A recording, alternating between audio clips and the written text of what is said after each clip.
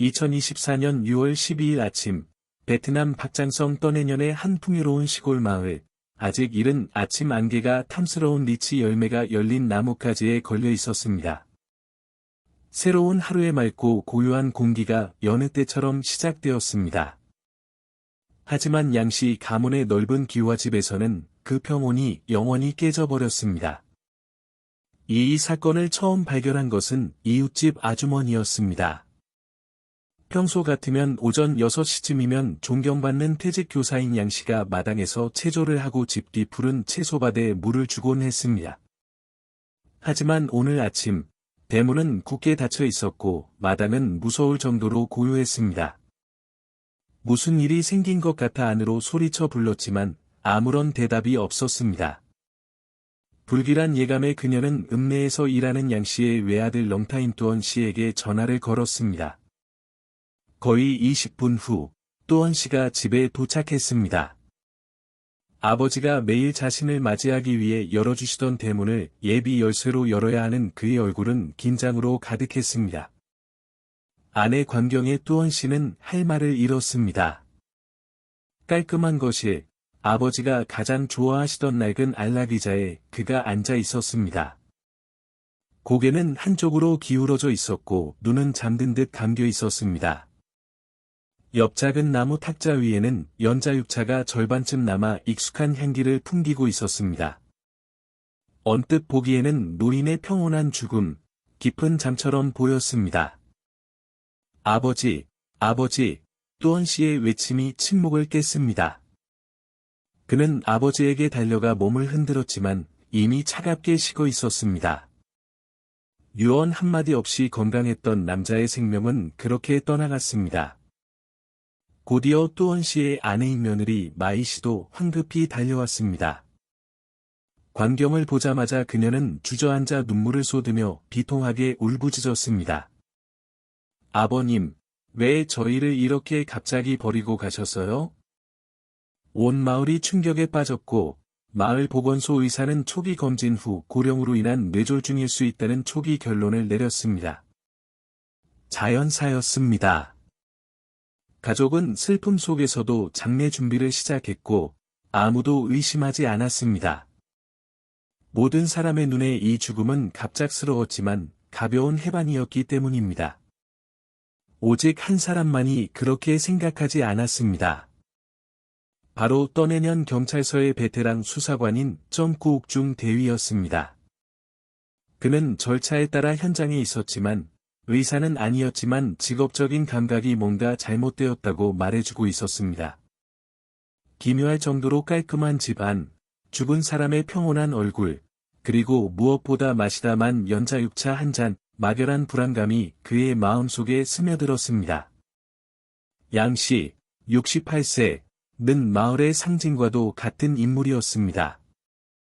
평생을 교육에 헌신한 그는 마을 여러 세대 학생들의 스승이었습니다.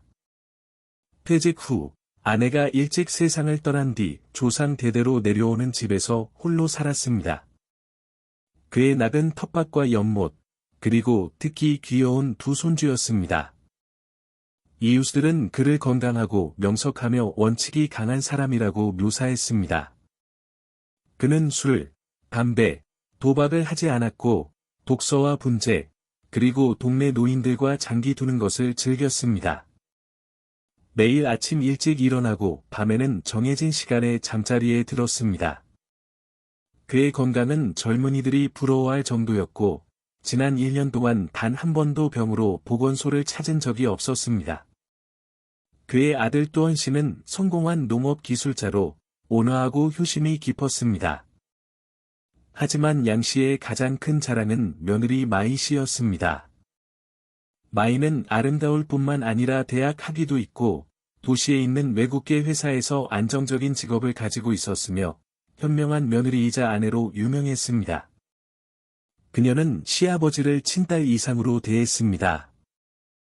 매일 안부 전화를 하고, 주말이면 아이들을 데리고 와 시아버지와 시간을 보냈습니다. 그녀는 직접 보약을 사다 드리고, 시아버지가 좋아하는 음식을 만들어 드렸습니다. 며느리가 시아버지에게 죽을 떠먹여주거나 날씨가 굳을 때마다 다리를 주물러주는 모습은 너무나 익숙한 광경이었습니다. 양씨 집안은 칠대조의 복을 받아 저런 며느리를 얻었지, 그들 가족을 아는 모든 사람들의 입버릇이었습니다. 이처럼 완벽한 모습 때문에 양씨의 갑작스러운 죽음은 더욱 하늘의 뜻이라고 믿게 만들었습니다. 양씨처럼 복 많은 사람, 특히 모범적인 가족의 지극한 보살핌 속에서 살고 있는 그에게 해를 끼칠 이유나 동기를 아무도 상상할 수 없었기 때문입니다. 중대위는 현장을 한 바퀴 둘러보았습니다.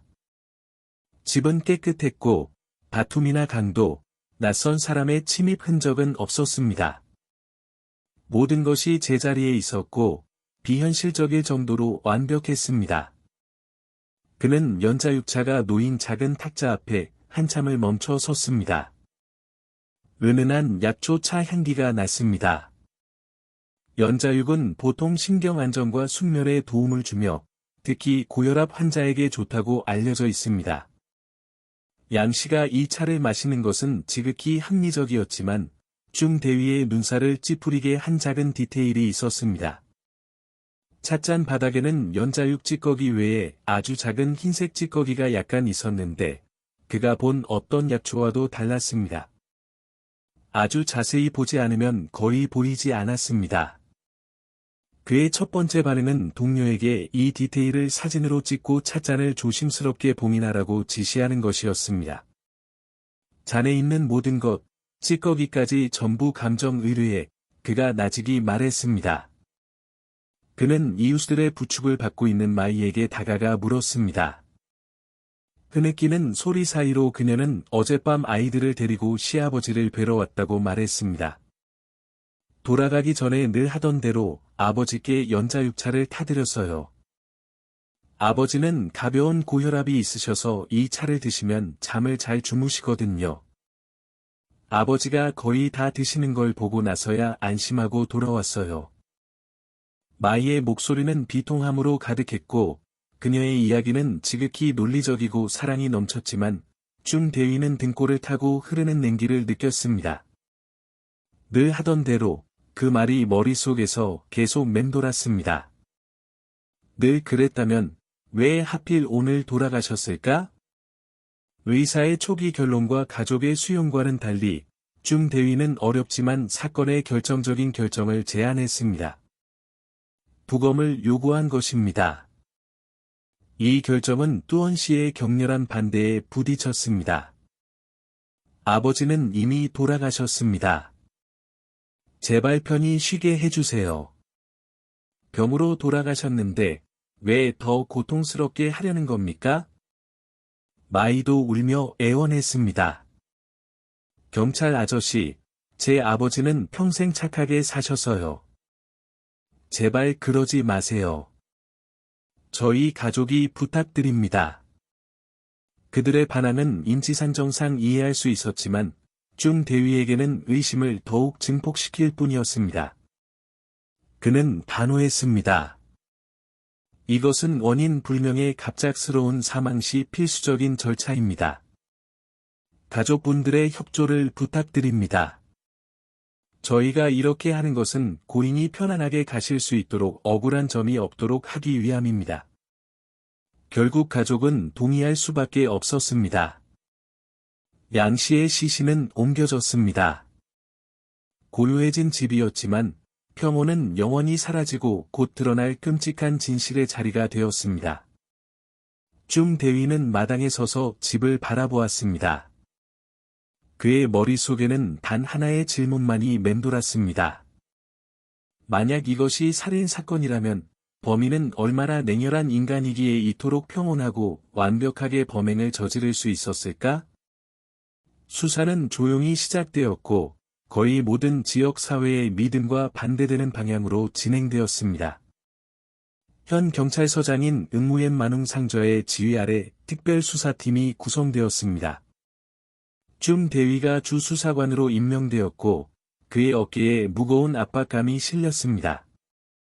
만약 부검 결과가 자연사로 나온다면 그는 피해자 가족에게 불필요한 고통을 준 책임자가 될 것이기 때문입니다.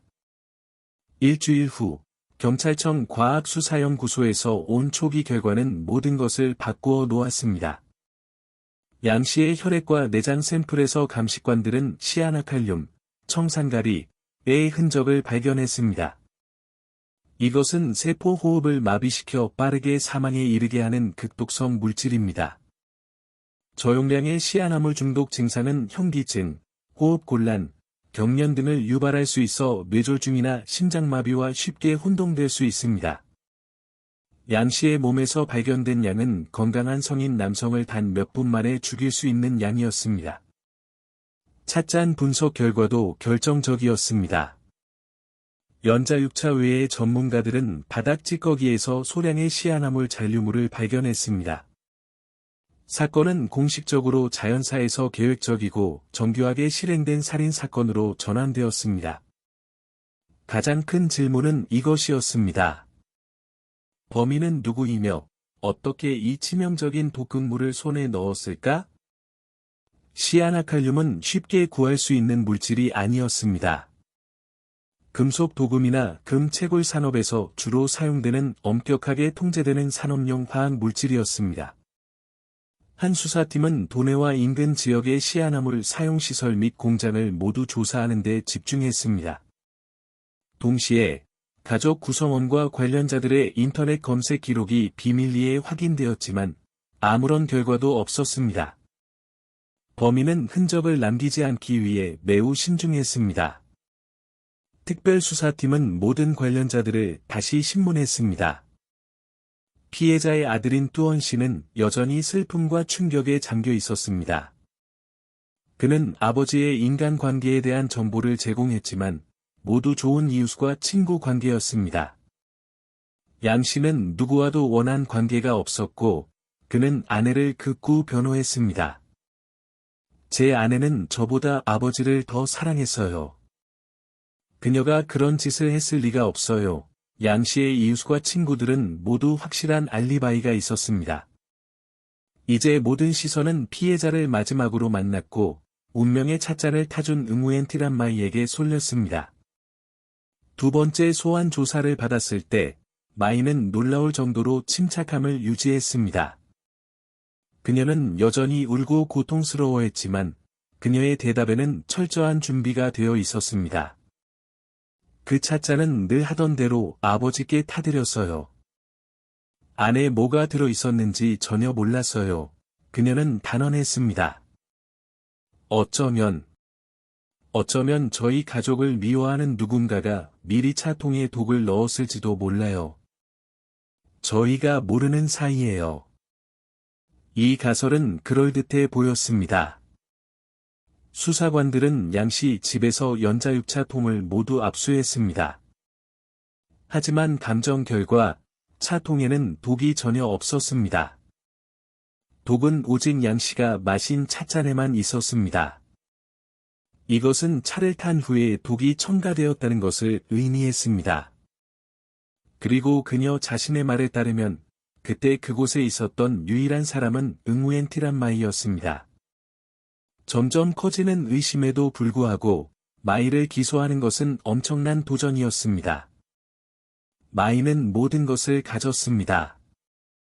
사랑하는 남편, 착한 두 아이, 좋은 직업, 그리고 시댁과 지역 사회 모두의 사랑을 받고 있었습니다. 그녀가 왜 시아버지를 죽였을까? 양 씨가 전 재산을 자손들에게 남기겠다고 공언했기 때문에 재산 분쟁은 없었습니다. 기록된 개인적인 갈등도 없었습니다. 동기가 가장 큰 의문이었습니다.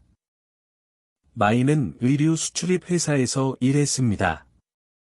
그녀의 일은 화학 물질과 전혀 관련이 없었습니다. 형사들은 친구, 동료, 옛 연인에 이르기까지 마이의 모든 관계를 비밀리에 조사했습니다. 시아나칼륨 구매 또는 사용과 관련된 사람은 아무도 없었습니다. 마이의 위장은 너무나 완벽해서 거의 틈이 없었습니다. 사건은 미궁에 빠질 위기에 처했습니다. 특별수사팀 내에서는 그들이 누군가를 놓쳤을지도 모른다는 의견이 많았습니다.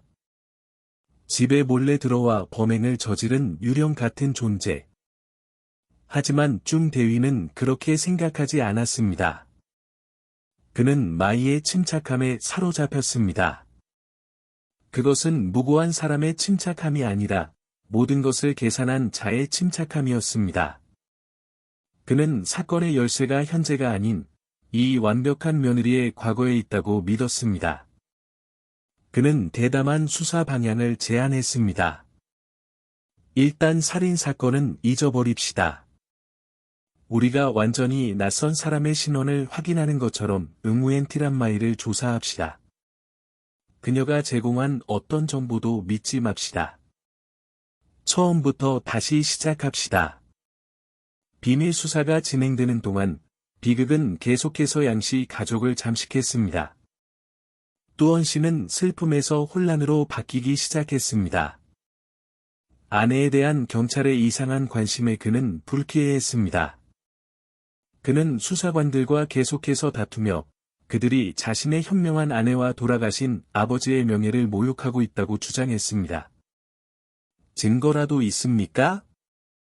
아니면 추측만으로 우리 가족을 괴롭히는 겁니까? 뚜원 씨는 한 조사에서 소리쳤습니다. 균열은 바로 그의 집에서부터 나타나기 시작했습니다.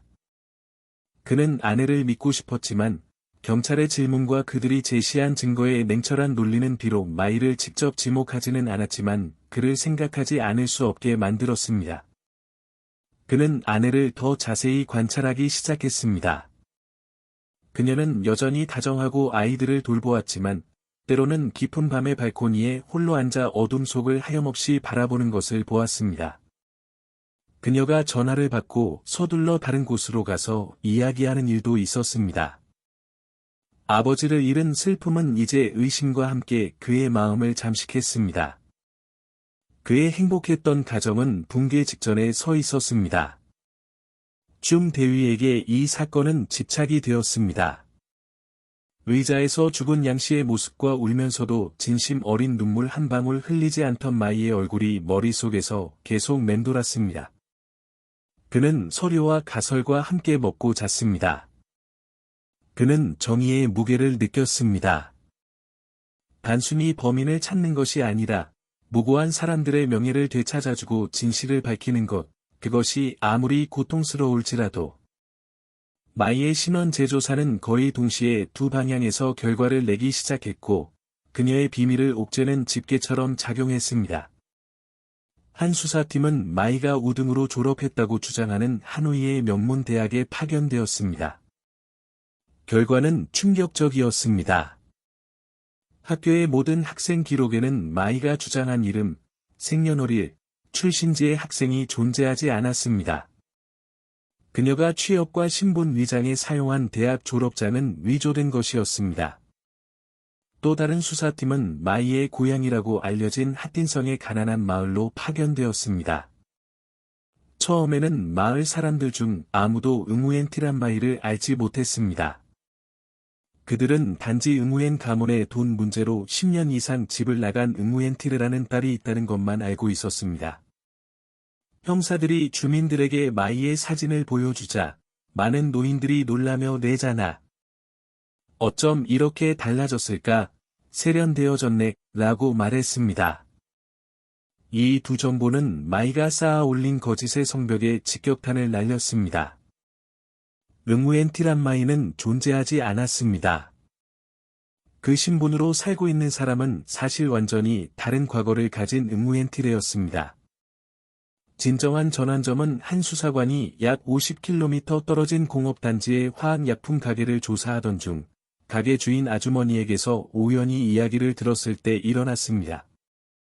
그녀는 약 2달 전, 세련된 옷차림에 마스크와 선글라스를 낀 여성이 낡은 녹그릇을 닦기 위해 은가루를 조금 사러 갔다고 말했습니다.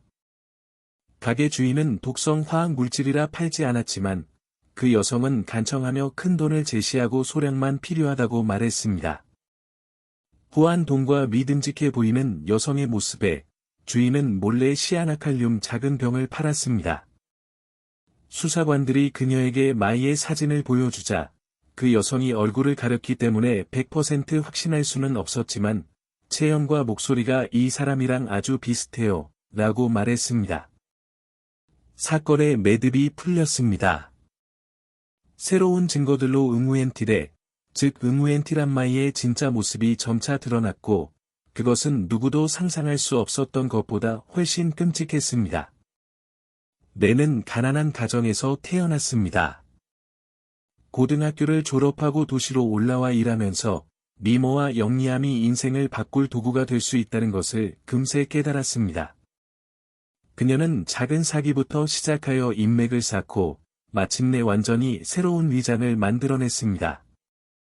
그녀는 이름을 안마이로 바꾸고 서류와 학위를 위조했으며 부모를 잃었지만 학업에 열중하여 역경을 딛고 일어선 가련한 소녀의 이야기를 꾸며냈습니다. 그 위장으로 그녀는 온화하고 정직하며 교육자 집안 출신인 기술자 뚜원 씨를 만나 그의 마음을 사로잡았습니다. 이 결혼은 내의 인생 역전 계획의 절정이었습니다.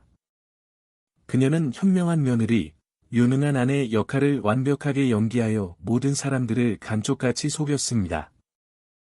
하지만 비밀은 영원히 묻힐 수 없었습니다. 교사로서의 통찰력과 인생 경험을 가진 양 씨는 며느리를 매우 아꼈지만, 때로는 마이의 말투나 과거 이야기에 어색함을 느끼곤 했습니다. 너무 완벽하고, 너무 극적이었습니다.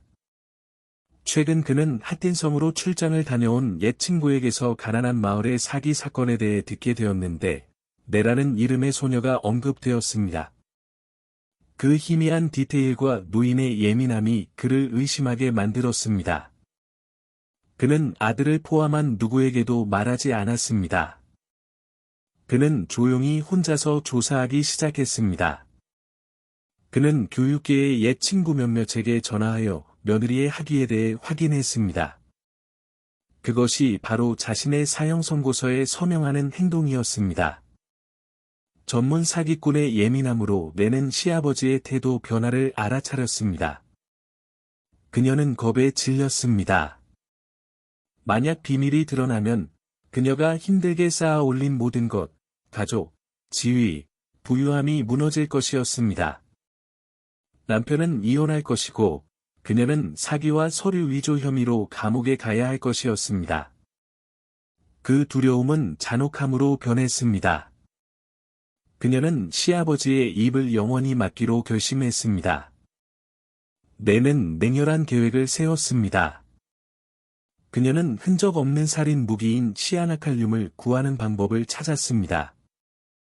그녀는 아이들을 데리고 시아버지를 뵈러 가는 저녁 시간을 선택하여 완벽한 가족의 배경을 만들었습니다. 관심의 상징이었던 연자육차는 살인 도구가 되었습니다. 그녀는 평온하게 시아버지가 독이 든 차를 마시는 것을 지켜보고 그가 잠들 때까지 기다렸다가 남편과 아이들과 함께 집으로 돌아갔습니다. 그리고 다음 날 아침, 극도의 슬픔을 연기했습니다. 최종 신문은 현 경찰서의 작은 방에서 열렸습니다. 마이, 즉 레와 마주한 것은 쭌 대위뿐만 아니라 홍상저도 있었습니다. 내는 여전히 이전과 같은 태도를 유지하며 울고 억울함을 호소했습니다. 쭌 대위는 서두르지 않았습니다. 그는 천천히 책상 위에 하나씩 물건을 올려놓았습니다. 첫 번째는 부검 감정 결과서, 다음은 찻잔 감정 결과서, 그리고 대학에서 온 확인 공문이었습니다. 그리고 마지막으로 그는 낡고 누렇게 변한 옛 초상화 한 장을 책상 위에 올려놓았습니다. 이 사진 속 인물을 알아보시겠습니까? 응우엔틸의 씨? 네라는 이름이 불리는 순간, 이 여인의 모든 위장이 산산조각 났습니다. 그녀의 얼굴색은 고통에서 경악으로, 그리고 창백함으로 변했습니다. 더 이상 연기할 수 없는 눈에는 공허함과 두려움만이 남았습니다. 그녀는 한참을 침묵하다가 갑자기 미친 듯이 웃음을 터뜨렸습니다. 섬뜩한 웃음소리가 방 안 가득 울려 퍼졌습니다. 맞아요. 나예요. 내가 그를 죽였어요. 내가 분노에 찬 목소리로 소리쳤다. 그 사람 때문이야. 그 사람이 쓸데없이 참견해서. 내가 그에게 신선 같은 삶을 살게 해줬잖아. 며느리의 보살핌을 받고, 모두의 존경을 받고 왜 만족하지 못하고 모든 걸 망치려 한 거야? 내의 자백에는 살인 행위에 대한 후회는 한치도 없었습니다. 그녀는 단지 자신의 계획이 실패하고 자신의 먹잇감이 순순히 말을 듣지 않은 것에 분노할 뿐이었습니다. 거짓된 과거, 사기 계획, 독극물 구매, 그리고 범행 과정에 대한 모든 이야기가 내의 입에서 명료하고 냉정하게 흘러나왔습니다. 신문실 밖에서 음향 시스템을 통해 모든 자백을 듣도록 준비된 뚜언 씨는 주저앉았습니다. 그가 사랑했던 아내, 그의 아이들의 어머니, 그가 온 힘을 다해 보호했던 사람이 바로 그의 친아버지를 무참히 살해한 천사의 탈을 쓴 악마였습니다. 이 고통은 죽음보다 더 끔찍했습니다. 최종 판결이 선고되었습니다. 응우엔티레는 살인죄와 사기 및 서류 위조 혐의로 최고형인 사형을 선고받았습니다. 정의는 실현되었고 악인은 대가를 치렀습니다. 재판은 끝났지만 양씨 가족의 비극적인 이야기는 끝나지 않았습니다. 악인은 죗값을 치렀지만 내가 남긴 상처는 결코 아물지 않을 것입니다. 뚜언 씨는 아버지를 잃고 아내를 잃고 삶에 대한 믿음마저 잃었습니다. 두 아이는 갑자기 사랑하는 할머니를 잃고 양 씨의 아내는 이미 세상을 떠났습니다. 할아버지를 잃고 그들이 그토록 사랑했던 어머니는 살인자가 되었습니다. 이런 죄의 그림자를 안고 자라야 할 그들의 미래는 어떻게 될까요? 정의는 진실을 밝히고 죄인을 처벌했지만 고통과 파괴를 지울 수는 없었습니다. 이것은 많은 실제 범죄 사건에서 나타나는 냉혹한 진실입니다. 법적 정의는 때때로 치유의 작은 부분에 불과합니다. 이 사건은 한 시골 마을과 우리 모두에게 깊은 경각심을 불러일으켰습니다. 사회적으로 화려한 겉모습을 믿지 말라는 것입니다. 이 사건은 사회의 형식주의에 대한 끔찍한 현실을 드러냈습니다. 우리는 너무 쉽게 겉으로 드러나는 것, 학위, 지위, 달콤한 말, 아름다운 행동을 믿고 한 사람의 진정한 본질을 알아보는 것을 잊어버립니다.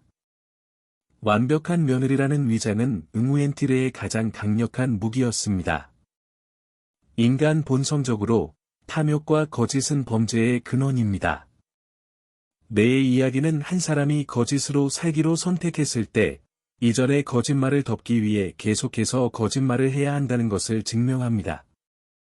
그리고 비밀이 드러날 위기에 처했을 때, 두려움은 그들을 악마로 만들 수 있습니다. 이것은 사기꾼과 살인자의 경계가 때로는 매우 얇다는 것을 보여줍니다.